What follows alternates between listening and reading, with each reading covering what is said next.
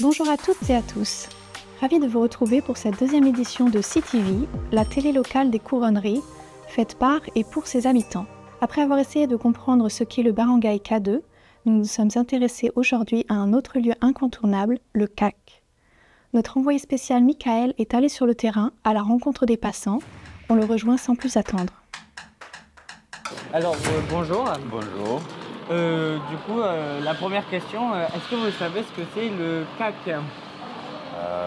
Malheureusement, non. Le CAC, le CAC 40 ou... Le CAC Non, ça ne me dit rien. Alors, pas du tout. Je n'ai pas une idée, mais ça doit être une abréviation de quelque chose, je sais pas c'est quoi. CAC, c'est C-A-C, c'est ça? Le CAC. Le CAC Oui. Pour moi, ça m'évoque les indices boursiers du CAC 40. Comité de quartier, non? Le CAC, ça veut dire c'est un petit peu des trucs de, je sais pas, de drogue, de... Alors, pour moi, le CAC, comme ça, je pense que c'est peut-être une association. Non? Le centre d'animation des couronneries. Ah, il fallait me dire la MJC, ça aurait été plus facile. Ah, le centre d'animation des conneries, oui, là-bas, juste là, oui. Est-ce que vous savez ce que c'est le CAC? Le CAC, oui, je m'y connais un peu, oui. Est-ce que vous savez où est la fontaine? Oui, juste à côté de chez moi. Est-ce que l'eau coule toujours? Oui, toujours. Toujours. Je lui rends assez régulièrement pour les enfants, donc l'eau coule toujours. Vous aurez compris que derrière l'acronyme CAC, il s'agit non pas d'un indice boursier, mais bel et bien de la maison de quartier, et plus exactement du centre d'animation des couronneries.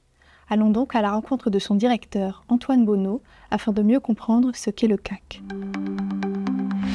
Bonjour, donc Antoine Bonneau, directeur du centre d'animation des couronneries depuis quelques années. Le CAC, c'est quoi? En quelques mots, pour moi, c'est avant tout un lieu d'accueil, d'écoute et d'accompagnement des habitants. C'est-à-dire que chacun peut passer la porte du centre. Depuis 2016, le centre social a mis en place et développé un projet d'aller vers les habitants, au plus près de ce qu'ils vivent, de faire du porte-à-porte, d'être présent sur les lieux de vie tels que le marché, et de prendre le temps d'écouter, de discuter avec les habitants, de les connaître et qu'ils apprennent aussi à nous connaître. Notre idée, c'est que le centre social soit un peu un habitant parmi les habitants du quartier, comme un lieu où les gens se sentiraient à la maison. Et je profite de ce début d'année pour vous présenter nos vœux de l'ensemble de l'équipe du conseil d'administration et des salariés du centre d'animation des couronneries. Et maintenant, une petite rubrique culinaire pour celles et ceux qui se demandent ce que l'on peut manger aux couronneries. Selon l'un de nos informateurs, directeur à la résidence Barangay Habitat Jeune, mais qui préfère rester anonyme et protégé par la loi numéro 2010-1 du 4 janvier 2010 relative à la protection du secret des sources journalistiques, c'est aux couronneries que nos élus, et particulièrement Madame la maire, ont rendez-vous pour déjeuner, dans un lieu sûr, à l'abri des regards indiscrets. Que vont-ils manger? Que vont-ils se dire? Vont-ils parler politique ou plutôt cuisson des spaghettis? Enquête d'action avec nos reporters sur le terrain.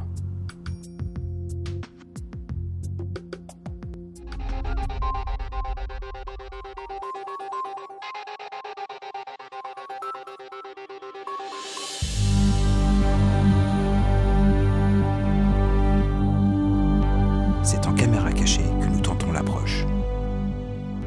Bonjour. Bonjour. Je voulais savoir comment ça se passe pour manger ici. C'est simple. Alors déjà, on a une carte d'adhésion de base qui se fait à l'accueil, donc le bureau juste au-dessus. Donc l'adhésion, elle est à 10 € l'année. D'accord. Et en fait, on a différents tarifs. Donc on a le tarif A, donc pour les personnes qui gagnent moins de 1200. Ensuite, le tarif B pour les personnes qui gagnent entre 1200 et 1500 par mois. Et ensuite, le tarif C pour les personnes qui gagnent plus de 1500. D'accord. Donc le tarif A, le repas, il est entrée, plat, dessert, café à 3,90 €. Ah oui. Ensuite, le tarif B, c'est 7 € et le tarif C, c'est 10,20 €, pareil pour entrée, plat, dessert, café. Ah d'accord. Et donc c'est un lieu où en fait tout le monde peut venir? Ah oui, c'est accessible à tout le monde, mais c'est sûr qu'il y a plus de personnes qui viennent avec la carte parce qu'il y a certaines personnes qui ont moins les moyens que d'autres, mais c'est accessible à vraiment tout le monde. Et qu'est-ce qu'on mange ici? On mange un peu de tout. Alors on présente toujours plusieurs entrées, donc tous les jours en entrée il y a des crudités et de la charcuterie. Ensuite, en plat, on a toujours une viande, un poisson, une omelette. Et en accompagnement, on a 2 accompagnements plus de la salade verte. Et après, tous les jours, on a un dessert du jour. Et on a fromage blanc, salade de fruits, compote, assiette de fromage en plus. Ok, super. Et vous recevez souvent des personnalités politiques ici Ouais, ça nous arrive. Là, il n'y a pas longtemps, la semaine dernière, on a Madame la maire qui est venue manger. Il y a pas mal de gens qui viennent manger souvent ici.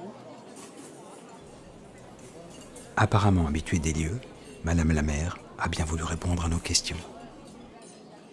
Bonjour, je suis Léonore Monconduit, je suis la maire de Poitiers. Alors aujourd'hui, nous avons mangé au restaurant associatif de l'Éveil, au cœur du quartier des Couronneries. Et nous avons mangé, pour ma part, du potage, des spaghettis bolognaises et en dessert du fromage blanc. Et en fait, ce déjeuner avait lieu avant une réunion publique qu'on organise avec les élus, avec l'équipe municipale. Tous les mois, on va faire une réunion publique d'information et d'échange avec les habitants dans un quartier différent. Et avant chaque réunion publique, quelques jours avant, on organise un déjeuner avec des acteurs du quartier, des commerçants, des associations, des habitants, des jeunes. Donc on a choisi de venir au restaurant de l'Éveil parce que c'était plein ce midi, c'est vraiment un endroit au cœur de la vie des gens et donc c'était une manière aussi de prendre un petit peu la température dans le quartier. Donc il n'y avait pas spécialement d'enjeu très formel, si ce n'est l'échange, le partage, le dialogue, voilà. C'est un quartier qui est plein de vie, c'est normal, et qui souffre aujourd'hui, en tout cas c'est ce que j'ai entendu de la part de beaucoup d'habitants, qui souffrent d'un décalage entre l'image qu'on en donne et la réalité qui est vécue par les gens qui y habitent. Et donc c'est important de rappeler que les couronneries, il y a parfois des problèmes liés à la sécurité, mais il y a aussi surtout plein de choses qui se font d'un point de vue associatif, d'un point de vue solidarité, d'un point de vue sportif, d'un point de vue culturel, d'un point de vue commercial. Voilà, tout ça, c'est aussi ce qui fait le côté positif du quartier des Couronneries et c'est ce qui fait que beaucoup de gens qui habitent ici, ils ont envie qu'on revalorise l'image du quartier. J'ai découvert la CTV aujourd'hui et je trouve que c'est une super initiative. J'ai hâte de découvrir ce soir sur YouTube la première émission, donc je ne manquerai pas d'aller la regarder, mais je trouve ça vraiment très bien que les habitants et en particulier les jeunes des Couronneries se mobilisent pour contribuer à ce qu'il n'y ait pas que les médias nationaux qui donnent une image un peu caricaturale du quartier, mais qu'il y ait aussi des médias locaux et parfois indépendants, associatifs comme vous pour raconter votre histoire de l'intérieur sur le quartier des Couronneries. Et maintenant, sans transition, on vous propose le témoignage d'un jeune téléspectateur de la CTV. Pour être parfaitement inclusif et que ce témoignage puisse être compris de tous et toutes, nous vous proposons des traductions adaptées.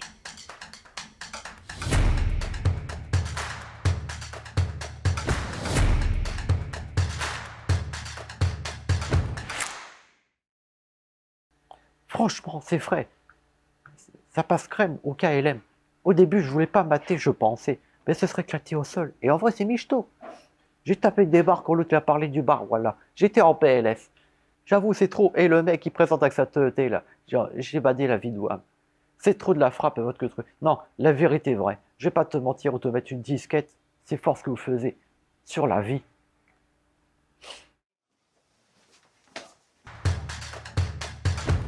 Vous l'aurez sûrement compris, pour des raisons budgétaires, nous avons traduit de manière approximative.